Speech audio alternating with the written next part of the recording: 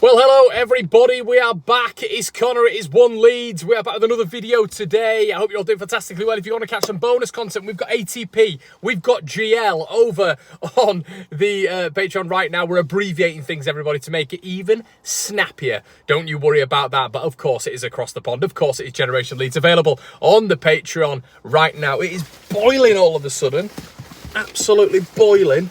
Maybe should have sat down. But yeah, I hope you're all doing really well. I hope you're all doing really well, of course.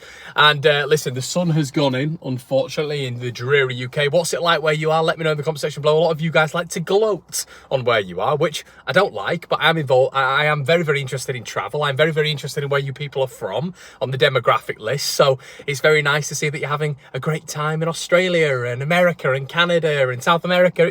It's fantastic to see. It doesn't make me jealous one iota. But what I will say, everybody, is Seville next week, where I'm going. 38 degrees is the average. Oh my God, I'm going to turn into a lizard and hide under a rock. Maybe I might just lather myself in mayonnaise or yogurt, something which is going to be stronger than sun cream, something of which is going to protect me from that orange thing in the sky. Now listen, we're not here to talk about Conor McGilligan and his escapades. We're here to talk about Illan Meslier and hopefully his escapade over to southern France. Now, my grandfather does live in France. Now, I've been speaking to him this morning. He's big on the football scene as well. He lives near in and around Marseille, and he's got a couple of friends out there who are Marseille fans. And listen, out there, they're talking about it as well. So I don't know, this might be a big story in Marseille. I'm not 100% sure. It's got people talking over there. Le Provence have reported last night that there was interest when it came to Illan Meslier. Now, how far gone this is really, really interesting. Le Provence are reporting that apparently Illan Meslier is in discussion with Marseille. He's in discussion with Marseille, and De Zerbi is a big fan. Now, what's interesting about De Zerbi and him being a fan of Illan Meslier is he loves a risky goalkeeper. We know that with Steele Verbruggen. We know that he's a massive advocate of players taking risks from the back, and we know that's what Illan Meslier does. The beginning of Illan Meslier's tenure at Leeds United, he was superb when he came in replacement of Kiko Casilla. The famous Arsenal game, we remember we were in the Championship and we were flying high under Mr. Bielsa, and he was absolutely spraying balls. His consistency was superb. Now, I do not think Illan Meslier, to be fair to him, has been helped by the Leeds United way, which is never simple, never consistent, never linear, and it's been choppy at Leeds United, hasn't it? It's been completely choppy. We've not followed that trajectory that we all expected to do when we got into the Premier League.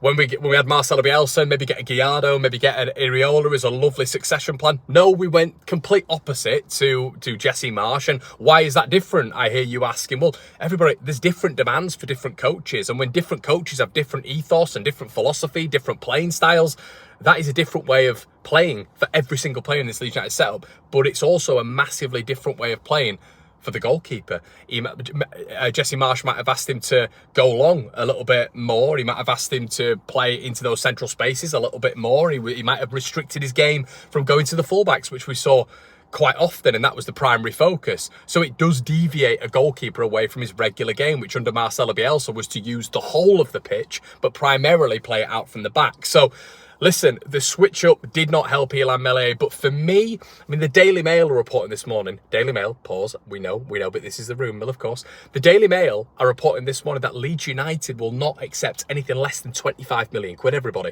Now, we know he's got a quite high release clause. Can Marseille meet that? But Leeds United, my God, this is in your face right now. We know with Red Bull, there's not a mass sort of hurry to sell. We know with the 49ers that they've got the club in a really good spot right now, especially with this investment, which was the highest, the biggest, the most lucrative investment in EFL history. That combined with a sale of an Illan Meslier, a sale of, I know it sounds ridiculous, but a Gruev, could that keep you within this structure, within the restraints of PSL? We had Nancy on the other day, Nancy Frost, obviously the Athletic writer. It's all a little bit murky when it comes to the sort of restrictions and what leads back and when.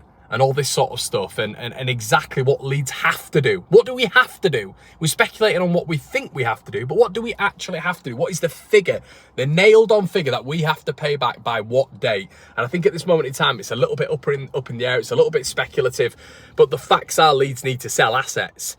And what I've said from the very, very beginning is, if we are genuinely in a position where Leeds United can sell some of our almost B-side assets, we're talking Ilan Mele, we're talking Pat Bamford, we're talking Elia Grove with the greatest of respects, instead of your Nontos, your Somervilles, your Rutters, you are laughing. Now, if Leeds can do that, and I've been very positive here, of course I am, exceptionally positive on Leeds being able to do this, that would be nothing short of staggering if we're able to keep all the crisis somewhere. Do I think that will happen? Absolutely not. But the key thing here is, if we're not forced to sell, and we can get rid of Ilan Mele, and we can maybe get rid of a Gruev, or it could be someone else. And this is what I've mentioned several times before. You look at the Marseille situation in net. We mentioned this a month ago. I said one French club might have a problem GK-wise, and it looks like Marseille are having that right now when it comes to playing style. That is a problem. So De Zerbi wants to nail down a goalkeeper who can play out from the back. A goalkeeper whose stock is high, 19 clean sheets. Bang. If you're able to get what is being bandied around. I mean, I was talking 10 million for Ilan Mele. 10 million. It's going to be in excess of that, in my opinion. You look at his contract status. You look at, obviously, Marseille have been interested right now, the type of publication that's reporting it. And now it's feeding into these other sort of English publications as well. It's going to be so interesting. We know he's got a high release clause. But if Leeds can get a Melier off the wage bill for a good amount of money, you've got the Red Bull supplementation there when it comes to financial application as well. I mean, Leeds could be in a really, really good position here where you Crysencio Somerville, Leeds go, well, you're going for 40 million, that's it. Archie, you're going for 40 plus, that's it.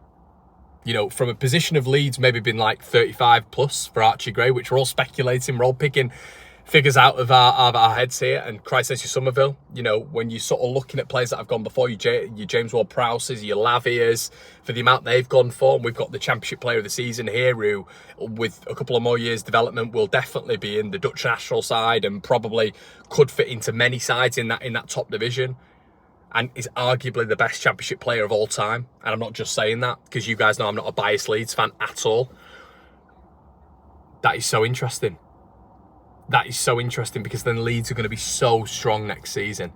So strong. And even with the 3 demoted sides, if Leeds can just add little bits, free transfers, loans in and around your Somerville, Rutter, Nonto, Peru, and we can get it right, and we can move certain players on who are high on the way. I'd still be looking at moving Bamford on. I know he's got a couple of years left on his contract.